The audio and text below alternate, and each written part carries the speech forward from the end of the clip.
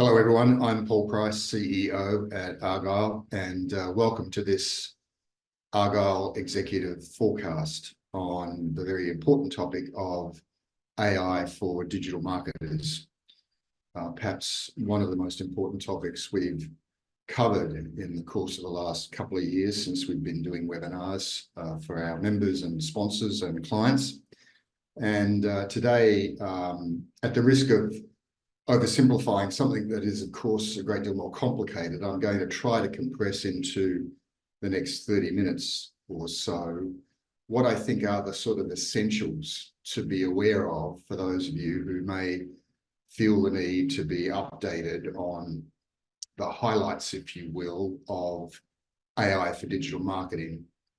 And I'm going to do that essentially by covering off a couple of broad attempts to hit the categories that I think you should be aware of and be doing something about in the course of the next several months, at least factoring into your plans for the short to medium term, because as I'll highlight shortly, there's not much room for delays here by virtue of the technology and the appeal that it is already engaging, obviously, both in the public's mind, but as importantly in commerce generally. And so I think it's fitting that we begin with the question, what is the big deal about AI, but what is the big deal in particular when it comes to AI for digital marketing? And I think there are sort of 3 or 4 very important observations, again, that I will gloss over some detail because we just don't have time for that. But and I urge you to investigate some of the things that you may want to, or ask questions as you wish later. The first, I think, and one of the most important, the thing that really enables AI to be such an extraordinary revolution in the way we think about computing power and applications for folks such as ourselves is just sheer capacity to even further democratize data. What do I mean by that? Well, one of the underlying big levers of the new AI is a couple of very important features of programming. For those of you who may be somewhat familiar with programming, there are a variety of important programming languages, and rather like learning Latin or French or Spanish, in order to be a software engineer in that world and develop software applications using those languages, needed to be expert in these kind of quite obscure and difficult languages to know.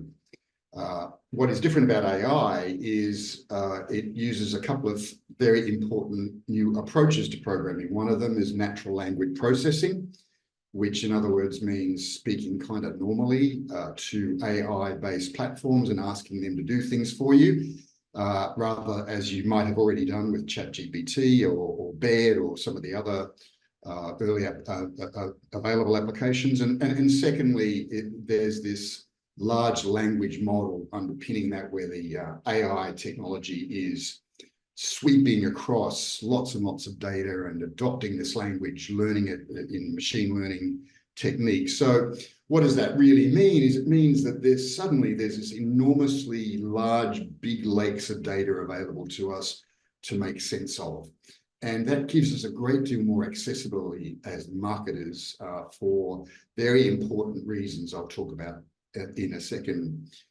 And the corollary of that is that you, I think, will be excited by AI for marketing's capacity to help us find buried treasure, to find correlations in data that we wouldn't have otherwise been looking for because we simply don't have the bandwidth, or we don't have the ability to integrate the data sets that would inform us of such things, and so on. It's, I think, a very exciting feature of AI in particular, and I'm going to talk about this in a good deal more shortly. The third, for marketers in particular, is it is revolutionizing content creation. And I don't say that lightly. I have been in the advertising business most of my professional career. I've worked in almost every single major marketing channel on behalf of lots and lots of clients all over the world, and I've never seen anything quite like AI's capacity already to overthrow and overturn lots and lots of processes that were involved in creating content, and in a sense, democratizing content for marketers. So I am going to spend a good deal of time on what that looks like. And finally, as I alluded to earlier, it's moving very, very fast. I don't expect you to read this chart. It's here simply for visual reference, but the top 50 most visited AI tools since about August of 2023 have already incurred over 24 billion visits. Now, just to give you some order of magnitude, this is the sort of exponential increase in adoption that we saw in the early days of the internet, in the early days of the cell phone, in the early days of Wi-Fi, and so on. This is very, very different to things like 3D printing and the metaverse, so to speak, which I was a big fan of, but it didn't quite work out the way I think folks thought it would. So it's moving fast, and that's important for us as marketers because we can't ignore it. It doesn't mean that we can't take our time either and make prudent judgments, but this is something that should be on your agenda. And I hope today, by virtue of this quick presentation, it will give you some pause for thought. And for that reason, I'm compressing into the rest of the presentation the things I think that you should be thinking about doing right now when it comes to AI for digital marketing. And that means really understanding a variety of things. But first of all, as leaders in your organization, it is, I think, essential that you start spreading the word, encouraging people to do their own homework about AI for digital marketing, encourage people to experiment with a lot of the freely available applications that are already out there, to get to know how these applications work, to play with them, so to speak. And also, I think very importantly, to reassure people, because there's this underlying perceived threat about AI and costing jobs, and yes, that's almost certainly going to happen. But the flip side of that is this extraordinary opportunity, as I've mapped out at the beginning of this presentation, to really change the game for marketing. And those of us that begin by experimenting early, getting to know the AI opportunities, are going to be, I think, advantaged in an extraordinary way when it comes to our competitors and particularly in improving the way we work as marketers amongst our own teams. Now, again, I don't mean to apologize, but I am going to overlook a good deal of content that's otherwise available on this subject and stick to what I think are the two big applications that matter to digital marketers, and that is generative AI, known generally around its capacity to generate various types of content, and data-based AI, and in specifically the kind of data analytics applications that AI is bringing to the party in such extraordinary ways. And let me begin by kind of breaking down generative, slicing the elephant, as so to speak, because again, I don't want to dwell on or get stuck in a lot of this detail because there's simply not time. However, there are very important generative AI subcategories. There's the visual content applications that generative AI is already, in my view, revolutionizing in terms of our capacity to be creative with and manipulate and manage, and specifically image itself, video, very, very importantly, design capabilities, and also very importantly in the area of 3D applications. Then there are two very important subcategories of audio AI in terms of voice and voice synthesization and voice reproduction, and music and the generation of original music, the adaptation of existing music, and so on. There's a good many different flavors to text based generative AI in email, in chat, in writing original content, and in note-taking.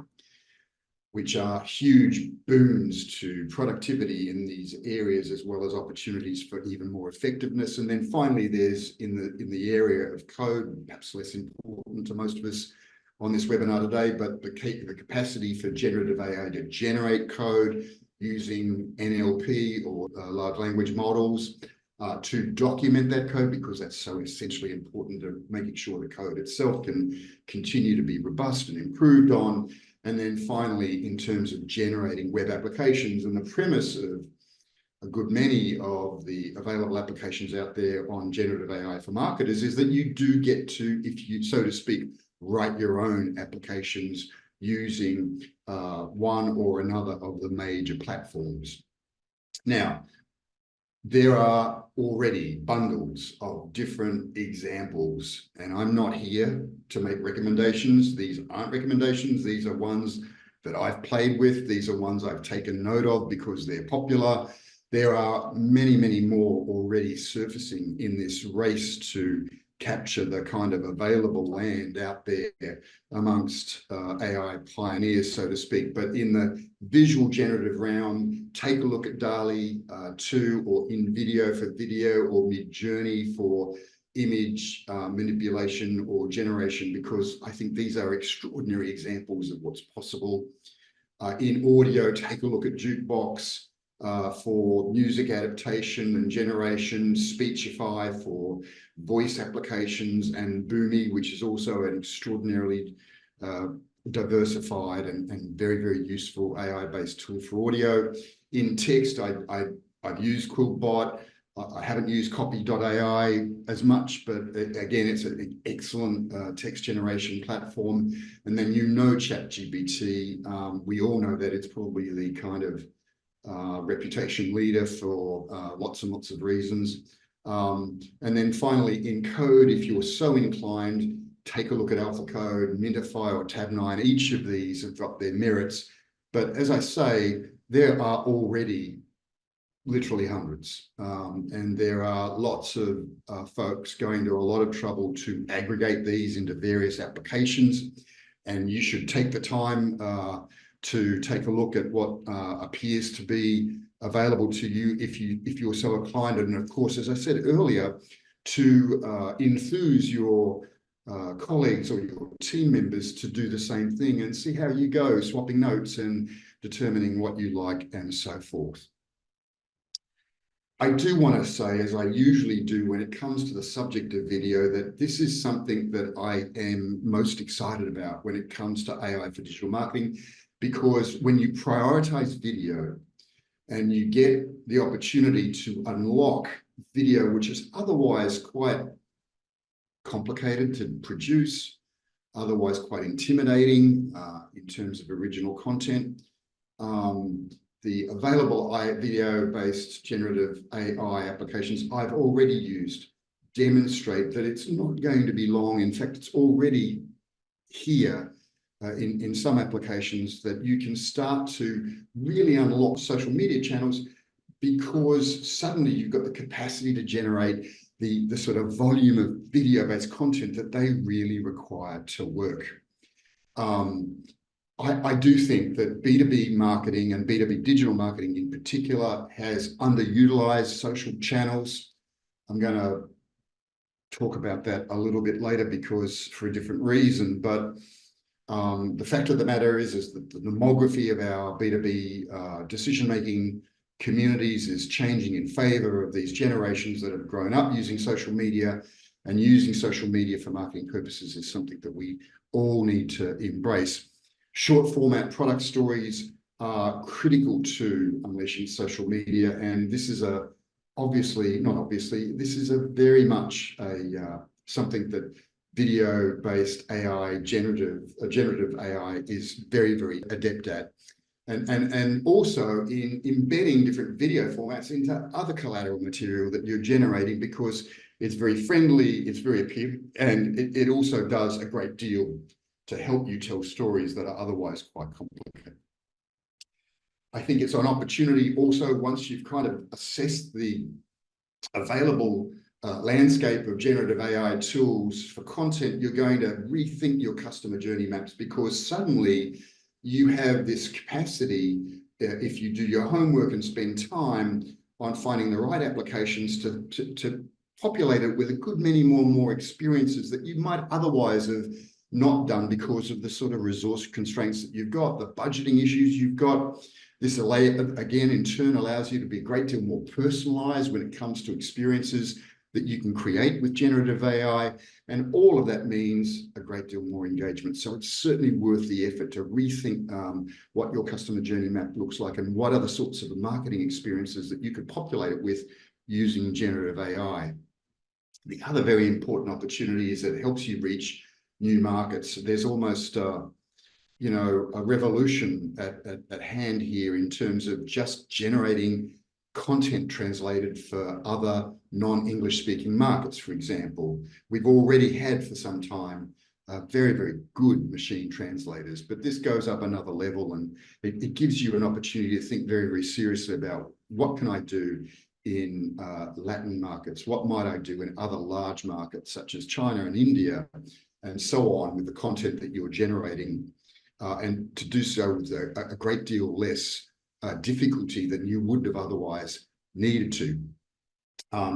There's extraordinary capacities evolving and adapting quickly in 24/7 and in chatbots, AI-driven chatbots. And then you have this great opportunity to act on trends that you may not have otherwise been able to do, because suddenly you no longer need to go to perhaps an outside vendor. You no longer have 6-week production cycles.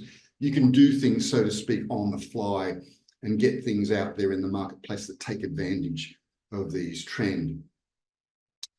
I opened up by observing that the extraordinary opportunity in AI was the other major category in AI for data analytics, and to go looking for buried treasure. And I want to sort of just unpack that quickly, and I'd like to use this as something of an example, because we all know LinkedIn is the premier B2B digital marketing platform for us to engage in potential prospects, clients, and other communities that we might want to engage in. But we also know that the likelihood is that there are a good many social media platforms where you can reach those same users in different contexts. Now, this is just a very broad overview and not that useful, because in order to really get to the bottom of where and when LinkedIn users that you would like to engage for your business that are meeting the target buyer profile that you need to engage, you're going to need significant breakdowns in terms of age, demographic, income brackets, all the sorts of variables that populate this grid. And this is a very, very daunting task. But my point, I think, about data-based AI applications is that suddenly bringing this data to bear by importing this data and integrating it with your existing database is now a good deal more tenable, a good deal more possible, because this is an extraordinary feature of data-based AI platforms, is their capacity to bring new data and other data to integrate with the data you've got and create these custom databases that allow you to interrogate them and get to know them better. Instead of spending a lot of time, a lot of effort, and maybe expertise that you don't really have trying to unlock these hidden treasures, as I've said. And so one of the major features of data-based AI for digital marketers is, of course, finding new customers, being able to de-silo databases that you've got already in-house, perhaps, that you've not been able to integrate and interrogate because of the simply daunting task of having to do that, allowing you to add more databases, data sets from different databases that perhaps are external, from old data, or from data sets that you think could be very, very valuable, but you're just not sure and you'd like to find out, discovering new segments as a corollary of that. And then very, very importantly, to help you discover new segments, being able to go out there using external databases that are publicly available and including behavioral and demographic data as I showed earlier, when it comes to unlocking the secrets of LinkedIn users and LinkedIn social media habits that might lead you to discover whole new troves of opportunity for you to unleash more revenue for your business. I think one of the best ways of thinking about it is allowing you to connect lots and lots of different dots. And specifically, there are some data analytics techniques which are now being unleashed, so to speak, because of the sort of democratizing nature of the AI data analytics applications that are already available. Things like propensity models, things like territory models, allowing you to play with and examine how you're allocating sales territory or mapping out marketing territory. Correlations that you wouldn't have even bothered looking for, that AI tools can go about generating on your behalf. And this idea of replacing data you don't have with synthetic data that does the job of acting as an agent on behalf of the real data's subject, and then allowing you to work with that despite not even having that data, so that it can give you some resemblance of what that data might do if it were inserted. I think the payoff is ultimately very, very much more efficient marketing, allowing you to scale A/B testing at a level that you may not have been able to do so before, clearly being able to generate ad content optimization at a scale that you may not have been able to do before, and then things like sentiment analysis, which can be extraordinarily helpful in understanding customer propensity and testing out whether or not messaging for them is at the right place at the right time. All of these things become even more accessible to you because you may not have otherwise had the resources to try this stuff, because there are a trove of different applications that are out there for this purpose already. And so in kind of wrapping up today, I want to leave some key takeaways for you. And I want to do that under the general theme of seizing the strategic advantage, because that's what AI for digital marketing is very much about. It's about a strategic advantage. It's going to be at your fingertips if you decide to embrace it. And the first of those advantages is more multi-channel marketing. We know that the buying process is increasingly a community effort. It's increasingly involving more than one influencer, and that the more people that are engaged by your marketing across the many channels they use or are exposed to in the given sort of process of doing so is a huge advantage for you. And through generative AI in particular, generating the amounts of content that are required to provide more multi-channel marketing for your business is one of the strategic advantages it unleashes. The second is what I call hyper-personalized content. This idea of taking your most important accounts, the most important people on those accounts, and regardless of the scale that all adds up to, using AI-based generative content platforms, particularly texting models and email models, to parlay into the email targets you've got much more personalized marketing at a great deal of scale without making it too complex or going beyond your resources. It opens up a great deal more access to predictive analytics, which I've talked about. You know, I think that this is an area that B2B marketers underutilize, and largely because it does require a great deal of computing power and sophisticated expertise.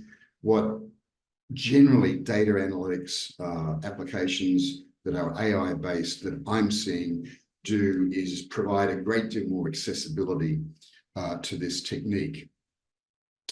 And like a whole lot of other digital innovations in the course of the last 10 years, what AI for digital marketing, AI applications for digital marketing, both generative and database do, is answer for this otherwise conundrum of I had to choose cheaper or better or faster. AI for marketing, in my view, pays off on the premise that most technology these days is doing in generating cheaper, better, and faster solutions for marketing.